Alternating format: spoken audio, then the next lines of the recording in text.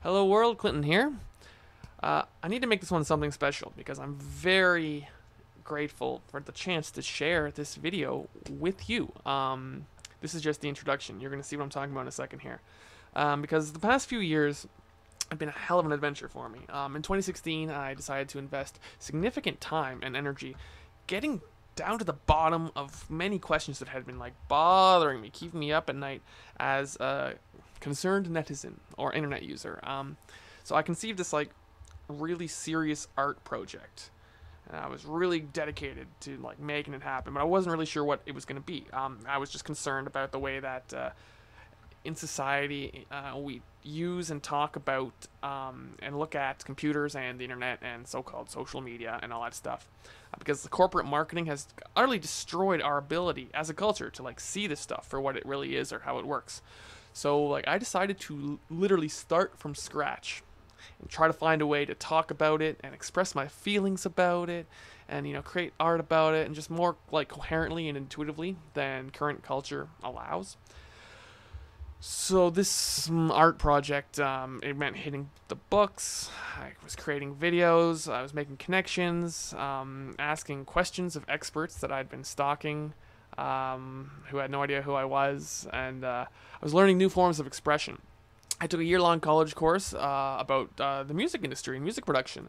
I read a lot of psychology. I was paying close attention to internet events, past and present. I became a meme historian, as some of my forum friends talked about it. And then in 2017, after all this prep work, I fell head over heels into a very interesting, very relevant field called media ecology.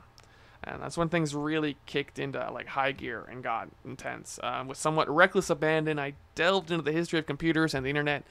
And after a while, I really found myself in need of an audience or a place to belong or connections, to continue as a lone, fragmented autodidact was untenable. So, today, I'd like to present to you, right here, right now, the culmination, the climax of this multi-year project with my presentation this summer to the Media Ecology Association at their 20th annual convention on media ethics.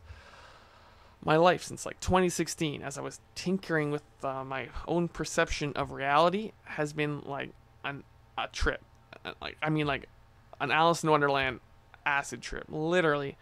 And so I'm just so exceedingly fortunate to have found solid ground on which to land, a place to deliver my stuff, right? An end goal destination, which I found in my multiple visits over the past year to the campus of the University of Toronto for various symposiums and conventions and whatnot, and to join the wonderful family of scholars in the field of media ecology. So it's just great. This video you're going to see is a 15-minute long presentation that I delivered on a panel called Remediating McLuhan. It's a panel that I shared with serious scholars, Jen Reed and Jose Rolando Islas and Barry Liss. Here's our entry here. I'm in there. And this was the end of a very long journey, and hopefully a solid, firm beginning of a new one. Much firmer than the one I started off before. Now you might notice a few mistakes that I make in this presentation, kind of off the cuff. I'll address those afterwards. One last thing. While preparing this video, I was very saddened to learn of the passing of Professor Fernando Corbato at the age of 93 on July 12th of this year, this month. He's the 50s MIT dude in this presentation that you're going to see. I use him in Silicon and Charybdis, my documentary series. I use footage of him to explain low-level computing. His contribution to computer history is legendary, absolutely monumental. You can read all about it in the obituary that was printed in the New York Times. I'll put a link down below. So I would like to dedicate this presentation to Professor Corbato. Rest in peace. And please buckle up and enjoy.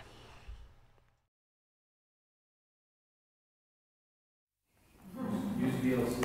Right? Too late now. The chances of your understanding. So, what we're watching here is a documentary series that I began working on in about in the summer of 2016. And in researching this documentary series, which I call Silicon and Charybdis, what I was trying to do was present somehow my thoughts on McLuhan with everything I knew about the internet growing up as a digital native, you could say, and as a Linux user.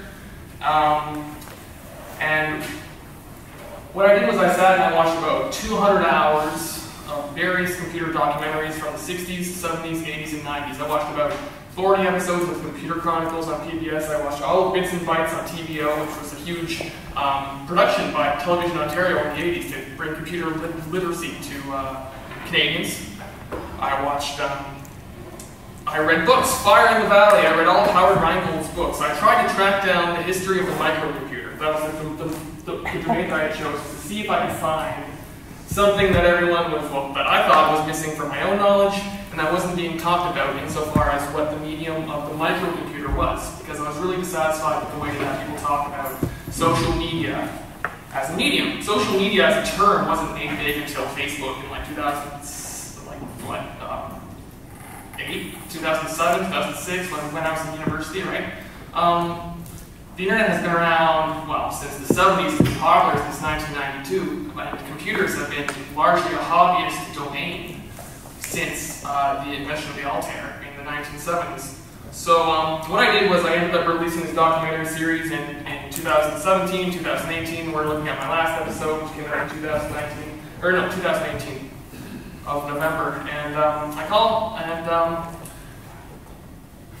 what I was doing was information hunting. McLuhan said that we have to become hunters, return to the tribal spirit of hunting information in the electronic environment. And there's no shortcuts here. You can't go read a Wikipedia article about a book or about a philosopher, about anybody, and think you have the gist of what they're saying, right? We live in a fast food diet of information today where everyone wants someone else to summarize them and give them the sweet points. And I think that's where we have the narrative of computers today. So our current narrative largely involves the corporations who have dominated the market, Apple and Microsoft. We all know how Steve Jobs and Steve Wozniak rose from the homebrew computer club to dominate. We all know, how Bill Gates sold BASIC to Altair, MIT's microcomputers. We know all this stuff, but what else was going on? How did the simple Turing machine, a single microprocessor, grow into a device that's so complicated that no one can look at it and see down to the physical reality of the device that we're looking at? I'm so very happy that you included the telegraph in your presentation, because ultimately, when we're looking at a computer, what we're looking at is an electronic device which is digital, which means the way the signal is modulated is binary, on or off. Before that, McLuhan's electronic media had been modulating the signal in waves to correspond to some real signal. The sound waves are being modulated in the condenser of this microphone, right? A cathode ray tube scans, McLuhan would say, we scan the audience and then replay that in like perfectly synchronized picture back on your screen, right? And he would use these wonderful metaphors like the television shoots fire out of it as little dots that collect on the surface of your skin, and you are the screen, and those dots land on you like flies, and so the television is retraveling us by making us into Lord of the Flies. Honestly, like stuff like that. He wrote a letter to Norbert Wiener you can read where he says, oh, the vacuum tube, or I suppose they called it the electron valve, is like a poet, because what the poet does is introduce very slight modulations into the language which control the vast current of culture. In a few words, you can shape the entire movement of all preceding culture are inspired by the slight modulations, which is how a vacuum tube adjusts the current in your, in all electronics. Just FYI, an electrical device performs a mechanical motion through a motor, where an electronic device uses electricity itself for its function. That's the differentiation, right? So the computer is an electronic device, but ultimately what it is a series of telegraph circuits which have been extremely convoluted and complexified into performing the operations of a Turing machine. So as Alan Turing thought of the Turing machine, actually this is a perfect spot, what happens is the CPU is running through addresses in the memory space here. You can see this dude at MIT in the 50s explaining how a computer works. And in simplified, idealized way, that's exactly what's going on in this. That's exactly what's going on in your smartphones. It's exactly what computers do. You run through the memory address, and the CPU is hopping around bit by bit, following instructions according to a convoluted logic. And what's happened with the microcomputer is that this process has become hidden by something called, I'm formally defining it as cyberspace. And its three major components are the filing system metaphor. Now, computer data used to be stored on a reel-to-reel magnetic tape. And at home, you could like save your Commodore memory on like an audio cassette. You just hit record, like you're recording, like you're pirating some like radio broadcast, right? You just save your RAM to a disk, and then you play it back into your RAM later, and that's how you boot it up, right? Well, as soon as nonlinear storage came about, what you had to do was find a metaphor for how people would interact with data which is scattered all over the place. And so the filing cabinet was perfect. We all know what a computer file is. We all learn how to work with computer files. They are, insofar as our senses are entrained, physical objects. We think of them as being on a stick, we move them here, I mail them to you, they flow somehow magically through a circuit. This is all through the opacity of what was called in cybernetics a black box, which hides the operation and presents to you an illusion of what's going on. And cyberspace is this illusion. Another major factor of cyberspace, the second one, is the object-oriented programming paradigm.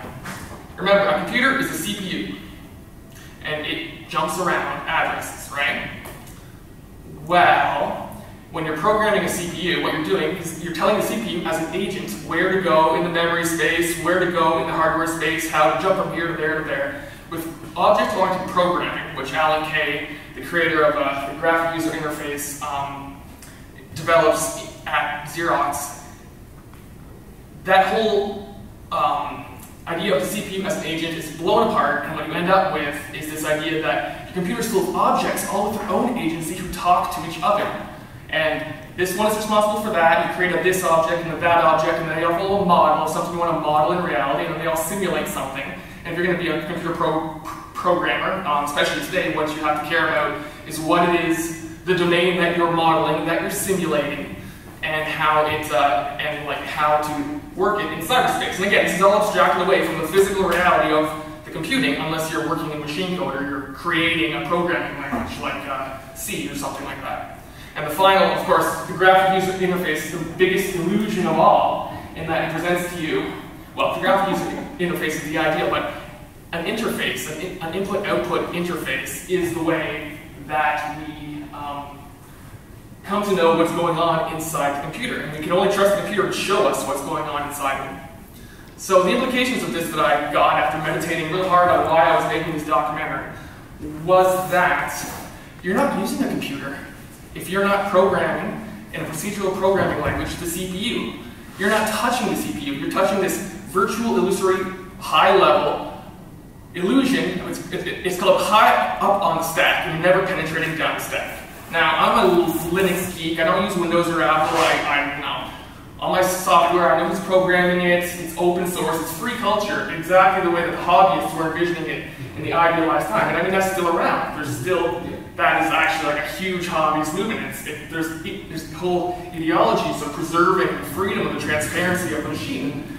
Honestly, I don't think anyone's ever thought of exploring the medium itself, being able to explore the meaning of itself through a McLuhan-esque lens as one of the features of Richard Stallman's GNU philosophy of allowing total transparency of the machine and the hardware. Because if you don't even know what it is you're looking at, if your senses can't put together a world which closes around the frame of the cyberspace that you're looking at, if you can't reach through that frame down to the hardware that's supposedly revealing to you by being able to see the source code, see the machinery itself, then you are inevitably, whatever it is you're reading deeply into through the screen, however deep you go, you're talking to your friends, you're talking to your neighbor, you're digging through Wikipedia, you're not touching the surface of the physical reality in front of you. Like nowhere are your senses being trained to understand what it is you're holding in your hand, what it is you're surrounding yourself, what it is you're stuck on your wall that's got a smoke detector in it that'll like tell you to wake up, and there's a microphone, like total opacity of the world that you're constructing. So the idea is that Siegfried Giedion was a major inspiration for Marshall McLuhan. Siegfried Giedion was an architectural historian and an engineer. And what he did was he wrote two great books, Space-Time and Architecture and Mechanization Takes Command. And what he did was run through the history of like art history, looking at mechanized devices, right? The industrialism, the use of springs and gadgets and sprockets and all sorts of things to create machines. And he looked at construction, like iron making and concrete, and how until the Eiffel Tower was erected in London, architecture was the domain of artists. Eh? Paris. Paris, thank you. I'm talking fast. Yeah, so until the Eiffel Tower was erected, the Eiffel Tower is a construction. It wasn't made by an artifact or by an architect. It was made by a company who built bridges. That's what Eiffel did. He built bridges in the middle of nowhere for railroad trains, right? For this to be erected in the middle of Paris was to signify the hidden, unacknowledged, ugly to be, like I want a cheap Roman column. Okay, you go build an iron scaffold and then you slap like a veneer of rock on the front, and it costs half as much, but you still get to act like you're living in ancient Greece, right? Well, that's exactly what we're doing today with high-level computer interfaces, with the surface appearance of everything. We're training people how to use computers, and I honestly think kids have they get told, oh, you're so good with that machine, look what everything you can do with it. You're learning. They're learning in a simulated environment that never touches the ground of what it is they're holding in their hand. I mean, you have projects like the Raspberry Pi project. You have all sorts of wonderful ways you can get a breadboard kit and you can build a simple CPU. There's all sorts of ways to educate people on the physical fundamentals of the illusions they're holding. Or you could be stuck in Steve Jobs' imaginary, insanely great Mac land. Because this sells, it's easy to use. You don't have to learn what your reality is made of, when all you have to do is learn some artist's conception of a virtual cyberspace that only exists in your head. Everything you see only exists in your head. This is just a TV. It's glass and lights and electronics. Everything you see is content. It's baloney, right? So if we don't teach people what computers are, then what we're going to do is raise people who are used to, and I believe this is like at the core of post-humanism, as I understand it reading Catherine Hale's How We Became Post-Human. The computer is a black box. You just deal with the inputs and outputs. Don't worry, kids. Everything's going to be fine if you just learn how to use it. And it becomes simpler and simpler and more easy to use. We worry about what kids are doing with like smartphones today. Like, oh, why are people giving their like 3-year-old an iPad and sending them on, to YouTube? But we've been doing this for a very, very, very long time. The language keeps getting reinvented. Nobody talks about cyberspace or the information superhighway anymore. Today, all I hear is talk about platforms. What the hell is a platform? The term came out of nowhere 10 years ago to replace what used to be called a website. What, right? When I was on the internet 20 years ago, I would appeal to, the sysadmin or the moderator of the web forum, and they would be in charge of controlling, right? There was a million communities, but now the corporatization that you are lamenting has basically taken all of the experience and knowledge that we've accrued since this little girl was learning computers in 1984, completely thrown it away by changing the very structured, very language we have to pull together any sort of coherent culture about what these devices are and what they do. And until you first touch ground with physical material reality, the entire stack, until you see this as the full thing it is, then we're never going to be able to talk in shared context where an ignorant person who uses the high-level interface and a nerd like me are going to be able to touch common ground. The establishment of a language which penetrates through the stack is the starting point, and that is how we separate the medium from the message, or else we're just going to be lost in cyberspace forever. And that's what my paper hopefully is a small start towards. Thank you.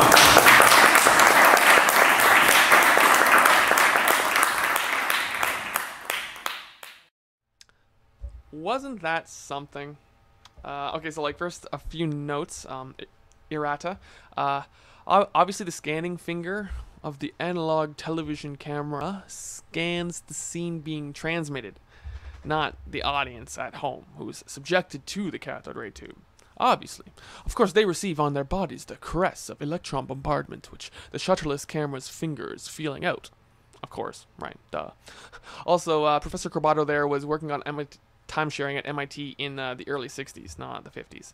And there's a thought that I left unfinished that I just want to complete here. I wanted to say that kids who get praised for like doing really easy things on phone apps or on a computer might get imposter syndrome from unearned praise by like adults who are just covering up their own inability to do something easy in a like medium they're not familiar with or they didn't grow up with.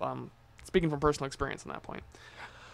Anyway, that's about it. I hope this raises lots of interesting questions and suggests possible answers, and I'd love to discuss them with like you or anyone, everyone. So come on, leave a comment down below, chat me up on Twitter at Clinton the Geek, or really a big help, reach out to me, support me on subscribestar.com or on Patreon. That will help this show go on. The show will go on. You can follow it on my website, concernednetizen.com. I like to close with a little important, like, sincere gratitude. Thank you to the MEA, the Media Ecology Association, for giving my paper a shot. Thanks to all the wacky and wonderful and strange internet friends I've made in the various mediums of hypertext and radio and television who have helped talk me through all this stuff this past couple of years. I couldn't have done it without you. I reached out to the world and the world touched me back. And anyway, much thanks and like apologies to my friends and family who have supported me and had to put up with some of my crazy bullshit this past couple of years. Thank you. Thanks to the many brave people out there who have charged naked into global cyberspace, putting themselves out there, putting themselves in here on your screen to try and actually earnestly bring meaning and order and humanity to our contemporary world of media-inflicted chaos. And thanks to you for watching. Until next time, please take care out there, in here, in the media maelstrom. Bye.